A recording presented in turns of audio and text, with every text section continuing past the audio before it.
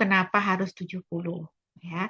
Nah, hari ini saya atau pagi ini saya mencoba memberikan saran kepada Bapak dan Ibu yang tadi itu, yang menurut saya atau asumsi saya itu kendalanya ada pada kurang paham atau gamang dalam memahami konsep realitas sosial dan pembelajaran bermakna.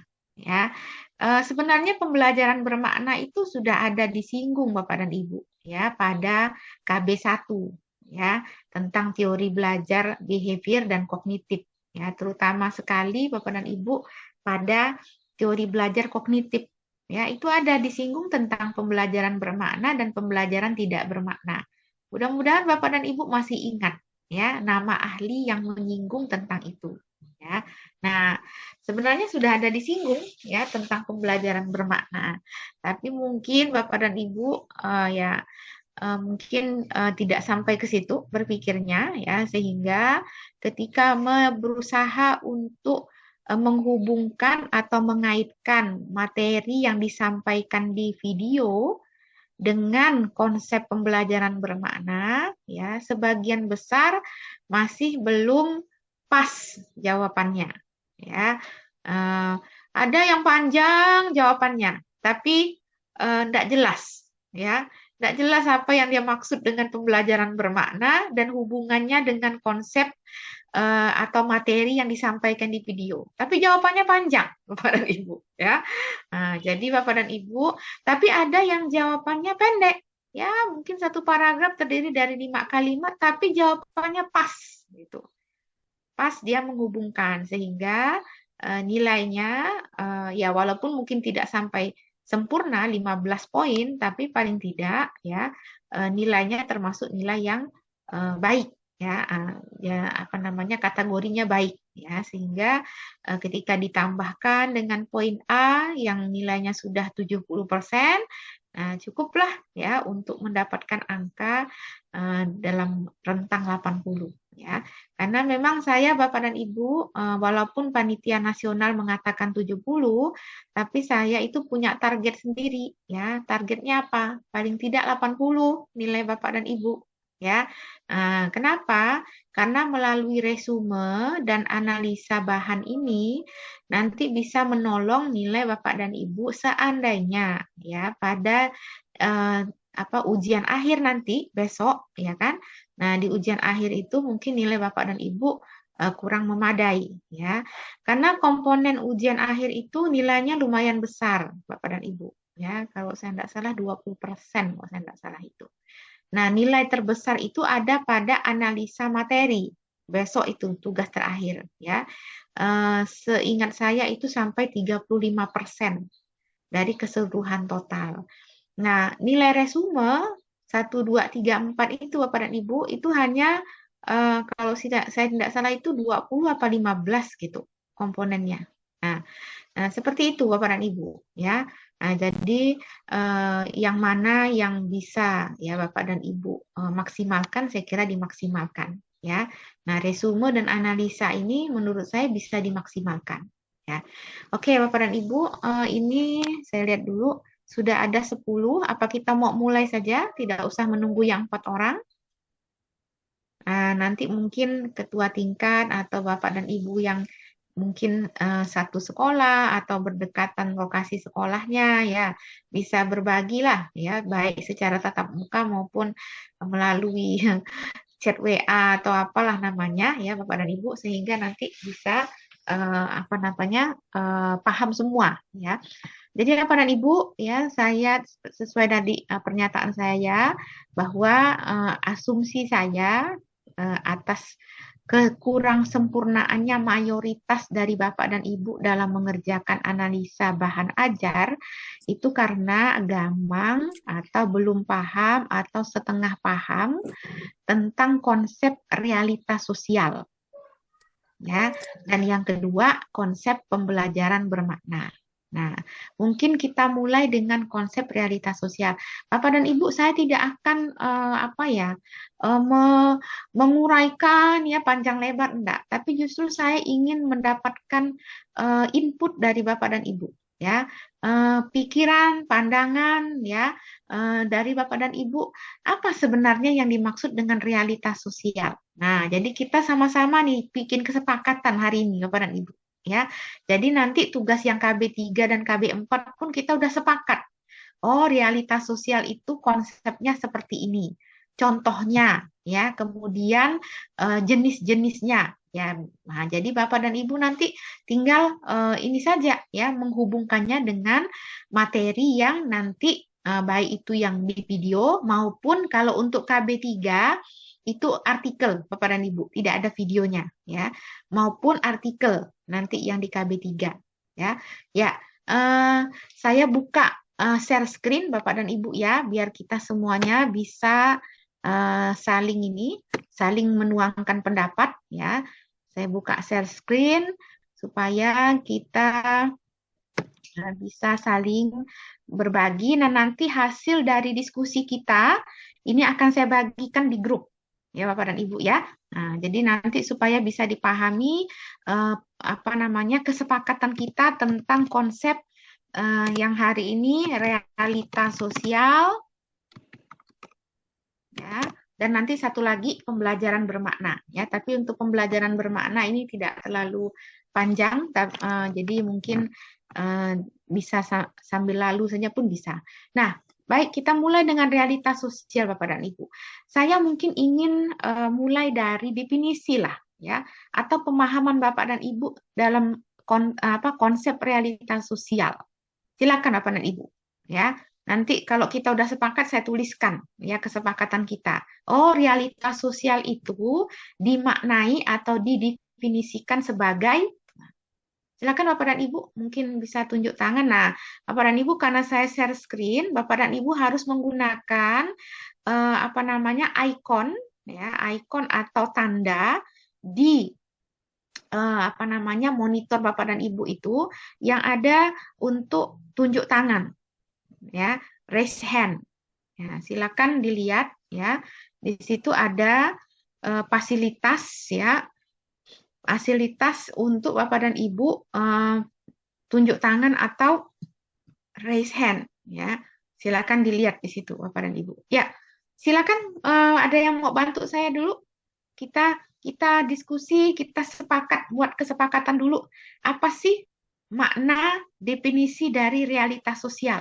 Ya, sekedar pembuka Bapak dan Ibu, ya kata realita itu berasal dari bahasa Inggris reality, ya. Oh apa namanya uh, asal usul katanya adalah real, ya. Nah, real. Jadi asal usul kata dari kata realita ini dari bahasa Inggris, ya, reality, ya, yang apa namanya usul katanya itu sendiri adalah kata real. Nah, mungkin dari kata real ini Bapak dan Ibu bisa memaknai bahwa real itu dalam bahasa Indonesia kita artikan dengan nyata, ya, atau kenyataan. Nah, seperti itu Bapak dan Ibu. Nah, mungkin ada yang bisa memberikan saya definisi, ya, nggak usah terlalu textbook Bapak dan Ibu ya.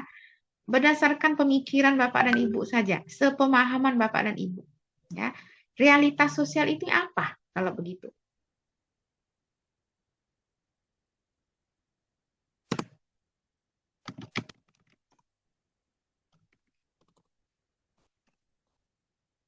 Silakan Bapak dan Ibu.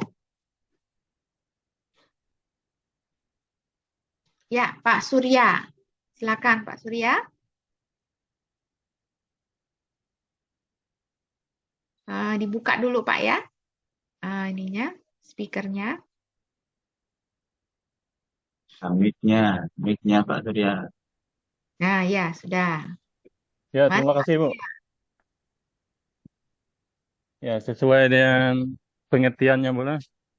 Realita itu kenyataan. Kalau Mhm. sosial itu kan hubungan manusia dan manusia, baik di Mhm. lingkungan, Mhm. masyarakat, dan lain-lain. Jadi Mhm. pada intinya realitas sosial itu kenyataan yang sebenarnya. Ya, kenyataan itu ya sebenarnya, ya. Ya, Kenyataan yang ada. yang sebenarnya, ya. Kenyataan itu yang Ya, sebenarnya, ya. yang Kenyataan, berlaku, yang berlangsung di situ, tuh, apakah sesuai teori atau tidak. Nah, ya. Jadi kenyataan sosial. Jadi kalau kita artikan sosial itu sebagai kehidupan masyarakat, jadi kita bisa memaknai realitas sosial itu sebagai kenyataan yang yang Terjadi di mana? terjadi di di masyarakat, masa. Bapak dan Ibu. Oh, Nah, ya. ya. Nah, jadi kenyataan yang terjadi di masyarakat, ya, seperti itu kira-kira. Nah, ini kita sepakat ya Bapak dan Ibu ya. Nah, ini kesepakatan kita tentang definisi dari realitas sosial. Kenyataan yang terjadi di masyarakat, ya. Kenyataan itu macam-macam. Ada perjanjian, ada konflik, ada apa namanya kesepahaman, ketidaksepahaman, ya kan? Nah, itu semua kenyataan yang terjadi di masyarakat, ya. Kalau kita bicara nilai, ya. Tapi kalau kita bicara aktivitas, ya, macam-macam lagi juga, ya. Jadi kenyataan ini perlu Bapak dan Ibu pahami betul. Kenyataan itu bisa sifatnya nilai. Tadi konflik, ya, tidak konflik, sepaham, tidak sepaham, setuju, tidak setuju, ya. Nah, itu perjanjian-perjanjian yang dibuat, itu kenyataan. Kenyataan juga itu sifat bisa dalam bentuk aktivitas, ya. Aktivitas misalnya apa? Ya, aktivitas ya jogging, ya, lari pagi, aktivitas berbelanja di pasar, ya. Nah, itu kenyataan, kenyataan yang terjadi di masyarakat. Nah, kalau kita kaitkan dengan dunia pendidikan, kira-kira kenyataannya apa, Bapak dan Ibu? Nah, coba kita kaitkan dengan realita sosial pendidikan atau dunia pendidikan. Nah, kira-kira apa Bapak dan Ibu? Kenyataan apa yang terjadi di masyarakat dunia pendidikan, di komunitas atau di apa namanya kelompok yang ada di dalam pendidikan? Apa kira-kira Bapak dan Ibu? Tadi Bapak dan Ibu, ya Pak Ibu atau Bapak nih, Pak Arwani, ya silakan Pak Arwani, gimana Pak?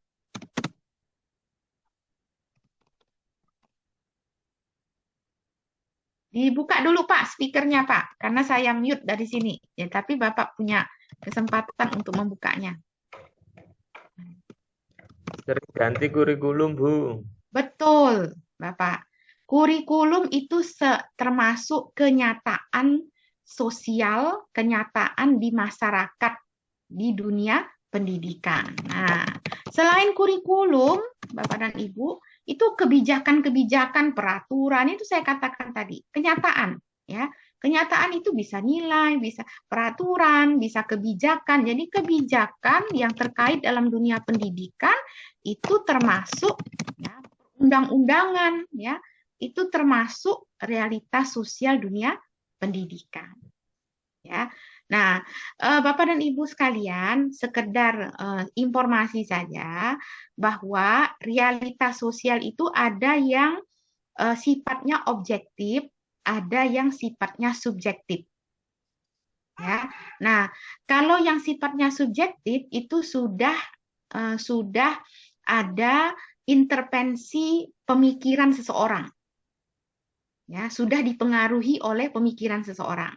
Nah, saya contohkan misalnya kenyataan di masyarakat itu harga barang sedang tinggi, ya kan? Harga barang sedang tinggi, ya.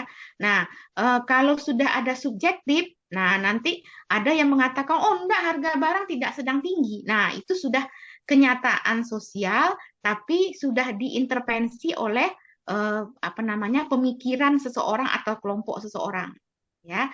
Seni kenyataan sosial umumnya harga barang sedang tinggi. Tapi ada satu komunitas di masyarakat mengatakan, enggak, harga barang tidak sedang tinggi-tinggi, ya memang agak mahal, tetapi tidak sedang mahal sekali, gitu kan?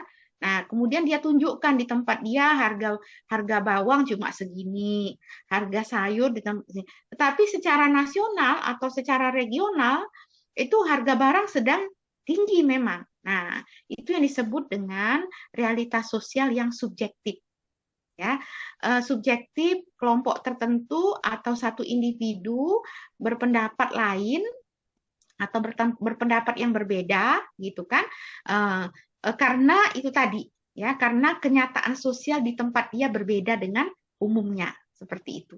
Ya, itu kenyataan yang subjektif. Nah, tentunya Bapak dan Ibu, kita tidak akan bicara tentang kenyataan objektif atau subjektif, ya.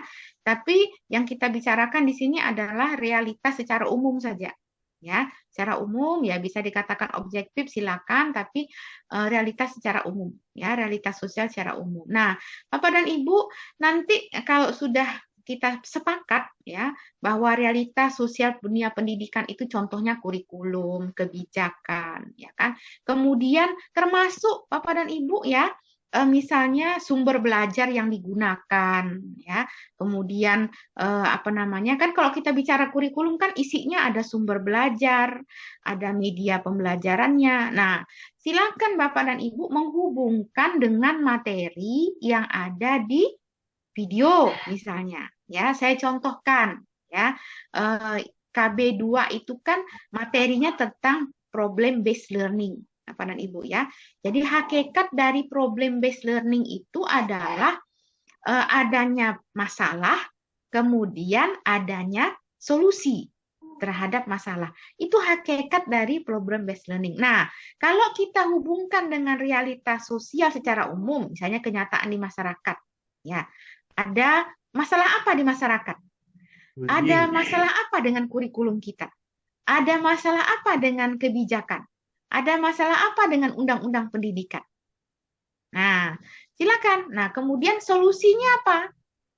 Ya, solusi terhadap masalah itu apa? Nah, Bapak dan Ibu utarakan solusinya. Jadi, sebutkan dulu realitas sosialnya itu apa? Realitas sosial dalam pendidikannya apa? Oh, kita punya persoalan dengan kurikulum dalam bidang evaluasinya. Ya, karena evaluasi kurikulum KKNI atau kurikulum Merdeka itu memiliki masalah begini, begini, begini, begini. Ya, nah kemudian Bapak dan Ibu tawarkan mungkin ya jalan keluarnya, solusi terhadap persoalan itu. Ya, atau tidak usah Bapak dan Ibu, secara umum sudah ada seminar mungkin atau tulisan mungkin yang memberikan solusi terhadap persoalan tersebut. Ya. Nah, itu kalau hubungannya dengan realita. Nah, berikutnya Bapak dan Ibu, kita bicara, nah ini realita. Kemudian berikutnya kita bicara tentang pembelajaran bermakna. Ya, jadi kita ini dulu sepakat dulu Bapak Ibu ya. Jadi konsep ini yang akan kita gunakan nih dalam melakukan analisis bahan ajar. Ya, pembelajaran bermakna. Nah, silakan Bapak dan Ibu mungkin bisa membantu saya. Tadi sudah saya berikan juga sedikit clue ya bahwa pembelajaran bermakna itu ada dibahas dalam teori kognitif ya oleh salah seorang ahli. Ya, pembelajaran bermakna dan tidak bermakna. Behavior kalau saya tidak salah ya, bukan kognitif ya. Pembelajaran bermakna, tidak bermakna. Nah, apa sih yang dimaksud dengan pembelajaran bermakna? Konkretnya apa, Bapak dan Ibu? Ini maksud dengan pembelajaran bermakna. Silakan. Konkretnya apa kira-kira? Silakan dibantu. Ini saya juga tidak mau mendominasi ya. Ini kita diskusi saja ya. Biar Bapak dan Ibu punya pandangan. Ya. Kira-kira yang dimaksud dengan pembelajaran bermakna ini apa? Ayo Bapak dan Ibu. Bisa diambil manfaat bagi siswa. Ya, bisa diambil manfaat oleh siswa. Oke, ya satu. Bisa diambil manfaat oleh siswa. Apalagi mungkin yang dimaksud dengan pembelajaran bermakna? Ya, dihubungkan dengan pengetahuan yang sudah ada pada siswa. Ya, pengetahuan yang sudah ada pada siswa, ya. Nah, ketika Bapak dan Ibu menjelaskan satu materi atau satu topik, ya, kemudian penjelasan itu dihubungkan dengan pengetahuan yang sudah ada pada siswa, maka siswa akan bisa mengambil manfaat. Ya, jadi pengetahuan yang Bapak dan Ibu bagi ke siswa itu bukan sesuatu yang mengawang-awang, ya. Nah, misalnya Bapak dan Ibu mungkin bisa diberikan contoh lah, ya. Ini kalau di perguruan tinggi saya banyak contohnya, tapi mungkin Bapak dan Ibu karena ini terkait dengan pendidikan di sekolah menengah, nah, mungkin bisa memberikan contoh apa kira-kira materi yang kalau dihubungkan dengan kehidupan siswa itu menjadi bermakna bagi siswa. Oh, silakan Bapak dan Ibu. Bersedekah, Bu. Bersedekah, bagaimana Pak? Misalnya, Eh, kan konsepnya atau materinya tentang bersedekah. Nah, bagaimana Bapak menghubungkan dengan pengetahuan? Pengetahuan di sini bisa dalam bentuk teori, bisa juga pengetahuan dalam bentuk praktis, Bapak ya. Silakan, Pak. Ini Bapak Realme. Ya, Bapak Realme. Nanti dikasih dikasih nama ya, Pak. Nah, Gaptek, Bu. Gaptek, Bu. Mohon maaf, Bu. nggak apa-apa. Ya, silakan, Pak. Gimana, Pak? Teori. Gimana cara menghubungkan materi atau topik bersedekah dengan pengetahuan siswa atau kehidupan siswa? Nah, pengetahuan di sini kita anggaplah kenyataan hidup siswa. Gimana Bapak menjelaskan membuat materi itu supaya bermakna bagi siswa, dihubungkan dengan kenyataan hidup, pengetahuan yang ada pada dia, sehingga nanti bisa diambil manfaat akibat dari penjelasan itu. Dengan bersedekah kita bisa menjadi orang yang dermawan. Nah, itu terlalu konseptual, Pak. Ya, itu siswa masih tetap bingung itu apa maksudnya dengan sedekah kita jadi masih yang berdermawan. Coba Bapak, silakan yang lain. Mungkin bisa bantu Pak Realme kita, ya. Kan Bu, mengunjungi orang-orang yang tidak mampu, kemudian praktek sedekah, Ya, kemudian ada lagi dengan apa itu biasanya di sekolah anak-anak kecil itu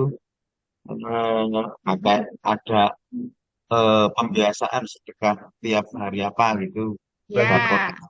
Oke, ya. Nah, itu dalam bentuk praktis ya, Pak ya. Dalam bentuk praktisnya kita menghubungkan konsep sedekah dengan kenyataan-kenyataan yang terjadi ya. Jadi kita minta siswa sudah bersedekah belum hari ini? Kan di sekolahnya mungkin ada Jumat sedekah misalnya ya. Nah, jadi ditanya, "Sudah sedekah belum?"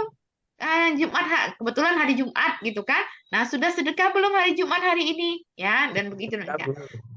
Tetapi Bapak dan Ibu ya bisa juga membawa ya apa yang terjadi di rumah siswa misalnya ya.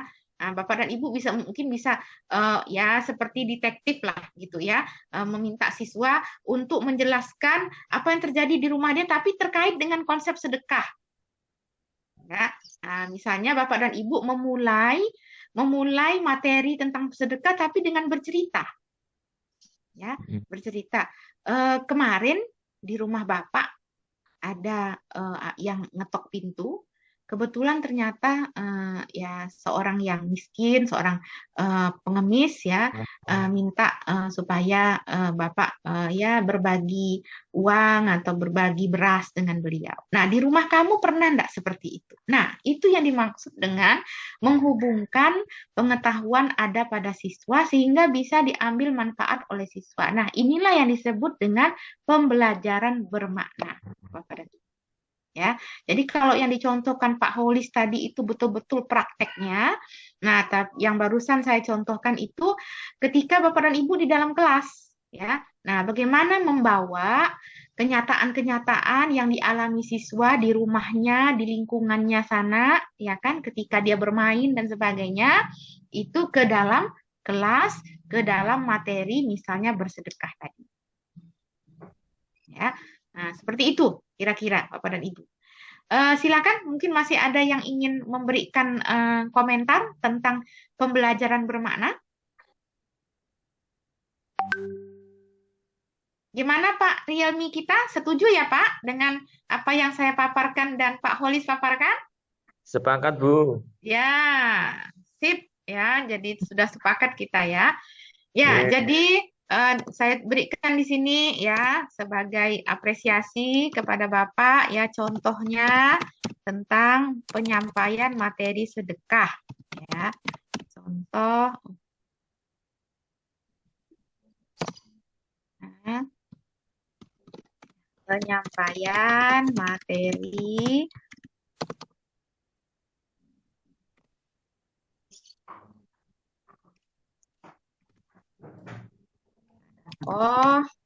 ya. Bersedekah atau berbagi, Bu. Ya, sedekah atau berbagi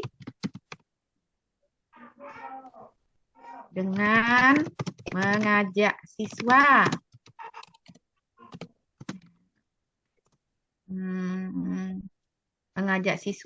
untuk menyampaikan pendapatnya dikaitkan dengan kehidupan nyata yang dialami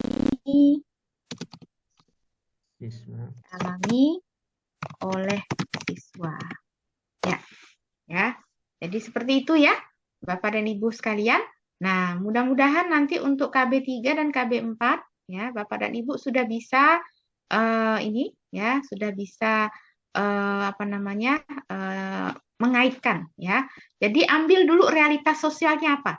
Ya, ambil dulu yang dimaksud dengan pembelajaran bermaknanya apa, kemudian dikaitkan dengan konsep yang disampaikan melalui video atau melalui artikel nanti ya. Karena KB3 hari ini itu Bapak dan Ibu itu artikel ya, bukan video. Ya. Nah, jadi video itu hanya ada di KB1, 2 dan 4. Ya. Ya, jadi ya gimana Pak Surya? Untuk tindak lanjutnya, analisa KB1, 2 gimana, Bu? Ini yang nunjuk Pak Surya, yang bicara Pak Rielmi. Jadi gimana Pak Ria? Ya, gimana Pak? Ya, lanjut Pak. Lanjut Pak. Ya, Ya, untuk terima kasih, Bu. yang mana nih, Bu? Ini kan Ya, Pak siapa Rielmi dulu? dulu, Pak Rielmi kita dulu ya Pak Surya Oh, ya, ya. karena sudah terlanjur mengutarakan pandangannya. Silakan Pak Rielmi. Ya, untuk tindak lanjut KB1 dan 2 itu gimana, Bu? Soalnya masih belum mengarah kepada Oke ya, mungkin saya langsung lebih praktis lah ya. Jadi Bapak dan Ibu kan kalau di KB1 kan 4 teori belajar ya.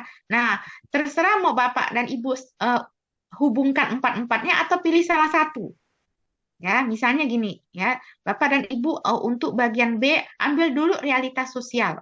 Realitas sosialnya yang ingin Bapak dan Ibu angkat apa? Tentang kebijakan, ya, kebijakan apa misalnya?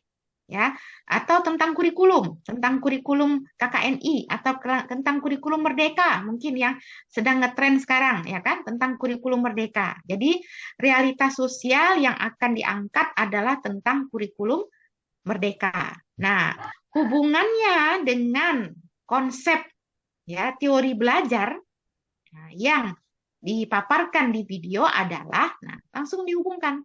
Apakah mau satu saja? Ya, humanisme misalnya. Nah, menurut pandangan hubungan antara kurikulum Merdeka dengan teori belajar humanisme di mana pada kurikulum Merdeka diharapkan peserta didik diberikan kesempatan seluas-luasnya untuk mengeksplorasi dirinya melalui ya pembelajaran yang meminta kreativitas ya inovasi dari peserta didik karena kurikulum Merdeka itu salah satu tujuannya adalah bla bla bla bla bla seperti itu ya Bapak dan Ibu ya. Teori konstruktivisme, Bu. Ya nanti Bapak boleh ambil satu teori saja atau mau semuanya ya. Memang ada satu dari peserta itu mengaitkannya dengan empat teori. Nah, itu sudah luar biasa menurut saya. Tapi satu saja pun sudah cukup, Pak. Ya, misalnya tadi mengkaitkan kenyataan sosial yaitu kurikulum merdeka dengan teori belajar humanisme ya. Nah, seperti itu. Karena salah satu ciri dari kurikulum merdeka itu kan merdeka belajar katanya gitu kan. Nah, merdeka belajar itu adalah siswa diberi kesempatan untuk melakukan eksplorasi, menunjukkan kreativitasnya, inovasi sehingga siswa nanti merasa bermakna dalam belajar, mampu menerapkannya dalam kehidupan sehari-hari. Nah, jadi Bapak dan Ibu hubungkanlah dengan teori humanisme misalnya. Kenapa dengan teori humanisme? Karena teori humanisme mengatakan siswa itu adalah subjek, bukan objek dalam proses belajar mengajar. Nah, subjek itu maksudnya jangan dipandang siswa itu seperti benda mati. Ya, kita tanya, tapi tidak pernah diberi kesempatan untuk bertanya, tidak pernah diberi kesempatan untuk mengutarakan pemikirannya, ya. Nah, seperti itu ya, Bapak kita ya, Pak Rielmi ya, Ya, Bu. ya, ya. Mudah-mudahan sudah cukup dipahami ya Pak ya. Jadi tidak usah empat teori. Nah, kalau dengan PBL-nya bagaimana? Nah, PBL itu kan konsepnya ada masalah dan ada penyelesaian. Ada masalah, ada solusi. Nah, sekarang diambil dulu realitas sosialnya apa? Oh, misalnya gini, tentang kurikulum merdeka. Apa masalah dalam kurikulum merdeka? Kurikulum merdeka punya masalah dari sisi evaluasinya. Nah, jadi Bapak dan Ibu utarakan. Nah, kemudian Bapak dan Ibu berikan solusinya. Nah, menurut saya penyelesaian terhadap masalah ini adalah dengan begini. Ya. Atau saya pernah membaca seorang ahli mengatakan penyelesaian terhadap persoalan ini adalah dengan begini. Ya, nah, jadi seperti itu ya Bapak dan Ibu ya. Nah, jadi jelas aplikasinya PBL dengan kenyataan atau realitas sosialnya. Ya, saya kira demikian dari Pak Surya. Gimana Pak Surya? Boleh mengutip dari Iya, Bu. boleh mengutip dari internet. Mau nanya masih nih, Bu. ada Pak Rielmi. Gimana Pak Rielmi? Ulangi, mengutip dari Internet untuk tambahan. boleh. Kalau Bapak misalnya untuk penyelesaian masalahnya itu mengutip dari pendapat ahli yang Bapak dan Bapak lihat dari internet ya, setelah membaca di internet. Boleh sebutkan ahlinya ya. Sebutkan ahlinya, misalnya ahlinya siapalah ya, ahli pendidikan misalnya Ki Hajar Dewantara menyatakan seperti ini ya. Soalnya kita belum ahli, Bu. Ya. Ya, cukup ya Ya, Pak mau nanya, Bu. Rielmi kita. Cukup Pak Rielmi. Ya, Sudah Pak. cukup ya? Makasih. Ya. Oke, silakan Pak Surya. Mau nanya, Bu. Ya. Tadi pembelajaran bermakna itu seolah-olah hanya untuk siswa, Bu. Padahal kan yang namanya pembelajaran ada siswa, ada guru di situ. Ya. Apakah tidak menyentuh guru juga di Ya. Jadi gini Pak, Belajar. ya, pembelajaran bermakna itu memberikan peran yang besar kepada siswa ketika proses belajar mengajar terjadi. Sedangkan guru itu sifatnya sebagai motivator, fasilitator gitu ya. Jadi jadi maksudnya begini. Kalau dulu kan guru yang memberikan ilmu, ya kan? Jadi lebih kepada ceramah satu arah. Nah, sekarang dalam pembelajaran bermakna itu tidak boleh seperti itu, ya. Kita harus memberi kesempatan kepada siswa untuk mengeluarkan pendapatnya, menyatakan opininya, ya, menyatakan setuju atau tidak setuju terhadap satu topik sebelum guru memberikan penguatan. Nah, seperti itu. Ya Pak Surya ya. Jadi di sini bukan gurunya tidak berperan. Gurunya berperan, tetapi perannya sekarang sifatnya sebagai motivator, fasilitator, sebagai mentor, ya. Nah, jadi bukan guru yang menjadi sumber utama ilmu pengetahuan. Sehingga siswa itu didudukkan sebagai objek saja, sebagai pendengar, ya. Nah, tidak seperti itu. Ya, dalam pembelajaran bermakna, siswa itu bukan objek, siswa itu manusia, siswa itu adalah subjek. Karena nanti ilmu itu bukan guru yang akan mengamalkan, tapi siswa yang akan mengamalkan untuk kepentingan kehidupannya di masa depan. Nah, kalau siswa merasa ilmu yang didapatkannya itu tidak punya makna bagi dia, ya ilmunya tidak akan nyangkut, ya, tidak akan nyangkut di dalam pemikirannya dan tidak akan dijadikannya sebagai rujukan ketika melakukan praktek. Ya, nah seperti itu ya Pak ya. Jadi seperti materi sedekah tadi ya.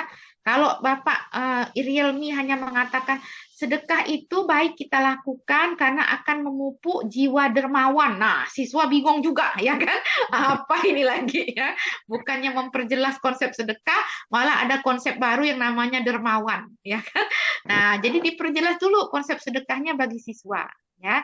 Nah, sehingga ketika sudah jelas, baru nanti siswanya oleh guru sebagai fasilitator, sebagai pengarah, motivator itu membawa siswa. Nah, kalau kamu memberi orang miskin walaupun hanya Rp1.000 satu hari melalui kegiatan sedekah Jumat misalnya, ya kan? Nah, mudah-mudahan kamu nanti disebut dengan orang yang dermawan. Nah, masuk konsep yang lain lagi, ya. Nah, seperti itu ya Pak Surya. Jadi bukan gurunya tidak berperan, guru tetap berperan, tapi di sini diharapkan guru memberikan kesempatan kepada siswa untuk mengutarakan pendapat, mengutarakan pemahamannya, pandangannya, sehingga sebagai guru juga Bapak dan Ibu bisa mengukur apakah materi sedekah yang sudah saya sampaikan atau yang akan saya sampaikan ini sudah dipahami siswa enggak? Ya, dia sudah punya ilmu pengetahuan sebelumnya enggak tentang sedekah? Ya, seperti itu, ya Pak ya. Ya. Demikian ya Pak Surya, bisa dipahami atau mungkin ada yang ingin disampaikan lagi?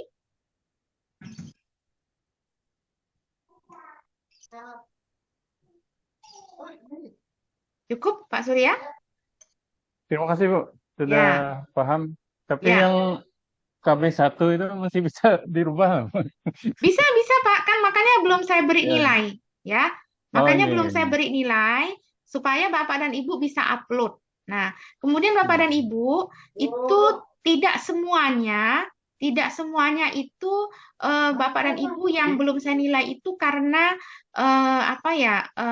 belum tepat dalam menjawab, tapi ada ini catatan saya, ada 3 orang dari KB2 yang itu filenya itu terpotong, ya, terpotong. Jadi saya tidak bisa membaca apa kalimat yang terpotong itu, ya, dan terpotongnya banyak, bukan hanya jadi terpotongnya itu setengah bagian, ya.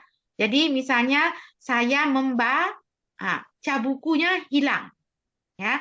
Nah ini ada 3 orang untuk KB2 itu Pak Suudi. Kemudian Ibu Indah, lalu satunya lagi Ibu Indah, Pak Suudi, dan satu lagi Pak Holis. Nah, Pak Holis ini salah unggah Pak. KB2-nya Bapak unggah tentang teori belajar. Ya. Nah, satu lagi Pak Holis, ini salah unggah nih tentang teori belajar, bukannya PBL. Ya. Ini saking sudah ini ya Pak ya, saking sudah saking sudah capek mungkin ya, sehingga salah unggah ya. Jadi untuk Pak Holis ini salah unggah teori belajar. Nah, untuk Ibu Indah dan Pak Suudi itu unggahannya terpotong. Iya, oleh kemarin ini Bu, punya saya itu kemarin pas lagi mengunggah ininya error kayak gitu. Nah, ya, ternyata setelah saya lihat kayaknya sudah masuk, jadi nggak saya ulang lagi. Ya, ya, Nggih. biasanya ya memang biasa terjadi seperti itu, Bu. Jadi Oh, nggih, nggih. Berarti diunggah nanti lagi ya, saya Bu. unggah lagi, nggih. Ya, diunggah Nggih, lagi nggih, nggih, Bu. supaya sempurna. Ya, Nggih, saya kira nggih, seperti itu makasih, Bu. ya, Bapak Ibu ya. Saya tutup dulu. Nanti ini akan saya bagi di grup ya, jangan khawatir Bapak dan Ibu. Jadi ini kesepakatan kita tentang konsep realitas sosial dan pembelajaran bermakna, Bapak dan Ibu ya. Nah, jadi gunakan konsep ini untuk Bapak dan Ibu menganalisa bahan ajar KB1 sampai KB4 ya. Nah, jadi dengan ya ini kita anggap hasil diskusi kita ini merupakan kesepakatan kita bersama tentang konsep realitas sosial dan pembelajaran bermakna. Ya. Seperti itu. Maaf, Saya Ibu. kira. Nah, Bu, siapa tuh? maaf, Siapa tuh? Bu. Mau Bu Indah, gimana tanya Bu lagi, Indah? Bu. Itu Ah, yang tadi punya saya yang terpotong tadi untuk analisa KB berapa ya, Bu? KB2. KB2, Bu. KB2. Oh, KB2. Ya, Nggih, KB2. nggih. Ibu Nggih, Indah nggih. juga Nggih, sama nanti, ya. nggih, Ada nanti Ibu Indah, saya Kak? ulangi lagi. Ibu Indah ada? Nggih, nggih, Bu. Ibu Nggih. Indah? Ya, Ibu Indah sama Pak Suudi. Pak Suudi ada? Ada Bu, Pak Haji. Ya. Nah, Pak Suudi ya, ternyata terfoto. Nah, ini Bapak Realme. Ya, ternyata Pak Suudi. Pak Haji. Aduh. Nggih. Ya, gimana Pak Zainul? Ada yang ingin Ya. disampaikan, Pak? Berarti kalau kita dapat 80 di KB1, KB2 di resume itu masih kurang atau terlalu perlu ditambahkan, Bu? Eh, Nilai saya kalau 80. yang nilainya sudah ada, ya, kalau yang nilainya sudah ada, komentar saya itu hanya memberikan apa ya, masukan kenapa jawaban Bapak itu belum sempurna, tapi nilainya sudah 80 misalnya. Iya. Jadi nggak perlu lagi nggak Nah, perlu lagi perlu diperbaiki. minta kesempurnaan, Bu. Solusinya kayak gimana gitu? Ya udahlah 80 udah bagus. Kan tadi saya bilang targetnya 80 ya. Udah bagus itu. Ya enggak usah lagi. Ya, untuk analisisnya masih kosong, berarti belum benar ya. Apa nih yang kosong, Pak? Ya, punya saya Untuk kosong nilai, juga. untuk nilai analisa Ya, materi. kalau yang masih analisa bahan kosong, ajar. kalau masih kosong berarti perlu diperbaiki ya. Bapak dan Ibu lihat, itu ada saya berikan komentar. Ya. Nah, Bapak dan Ibu kenapa belum dinilai? Karena gini, kalau sudah diberi nilai, itu sistemnya enggak mau terima kalau Bapak unggah lagi. Nah, itu masalah dengan sistem. Jadi sebab itu tidak saya beri nilai dulu, walaupun sebenarnya angka 70 sudah bisa ya, atau ada yang 75. Tetapi sengaja tidak saya beri nilai dulu supaya diperbaiki. Nah, supaya bisa dapat ya minimal 80 karena target saya Bapak dan Ibu itu kalau dapat 80 ya, jangan sampai di bawah 80. Walaupun target minimal dari panitia nasional itu 70 ya. Nah, tapi saya berharap Bapak dan Ibu bisa dapat 80. Itu seperti yang ada di ya, Pak Ibu ya. Nah, jadi kenapa? Sebab itu yang dapat nilai 70 atau 75 itu saya tahan. Saya minta supaya diperbaiki dulu.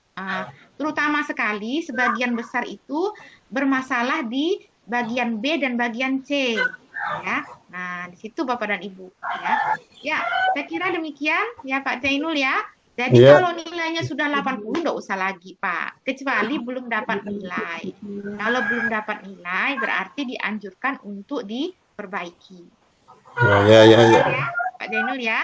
Iya. Nah, jadi untuk perbaikannya Bapak dan Ibu, poin B dan C nanti akan saya bagi di grup kesepakatan kita, hasil diskusi kita tentang definisi konsep dari realitas sosial dan pembelajaran bermakna ya. Nah, mudah-mudahan dengan ini Bapak dan Ibu sudah terbuka pikirannya bagaimana menghubungkan dengan materi yang ditayangkan di video atau materi yang di artikel nanti. Nah, kalau Bapak dan Ibu masih ragu, silakan chat melalui grup Bapak Ibu ya. Kenapa saya anjurkan grup? Supaya nanti teman yang lainnya juga bisa membaca ya, bisa membaca dan bisa belajar dari pertanyaan dan jawaban yang saya sampaikan melalui grup. Jadi jangan japri Karena kalaupun di Japri, tetap akan saya bawa ke grup. Hah? Ya, jadi kalau Bapak dan Ibu kirim Japri, misalnya karena malu atau apa, Ya. tetap saya kirim ke grup. Ya, kenapa? Saya menginginkan supaya teman yang lain belajar dari pernyataan atau pertanyaan Bapak dan Ibu supaya nanti jangan ada tanya yang sama dengan saya. Ya, karena itu nanti membuang waktu saya untuk cepat melakukan penilaian terhadap tugas Bapak dan Ibu, ya. Nah, kalau cepat saya memberikan penilaian kan kalau misalnya harus direvisi Bapak dan Ibu bisa segera memperbaiki, ya. Ya, demikian Bapak dan Ibu sekalian, kalau memang sudah tidak Bu. gimana? Terima kasih atas dedikasinya. Iya Pak, sama-sama ya. Terima kasih atas dedikasi Bapak sudah mau hadir ya. Oke, demikian ya Bapak dan Ibu. Mudah-mudahan Bapak dan Ibu bisa lulus dengan angka 80 ke atas. Ya. Amin. Tetap istiqomah. Ya, wabillahi taufik wal hidayah. Wassalamualaikum warahmatullahi wabarakatuh. Waalaikumsalam. Ya, Ya, saya izin mundur Bapak Ibu.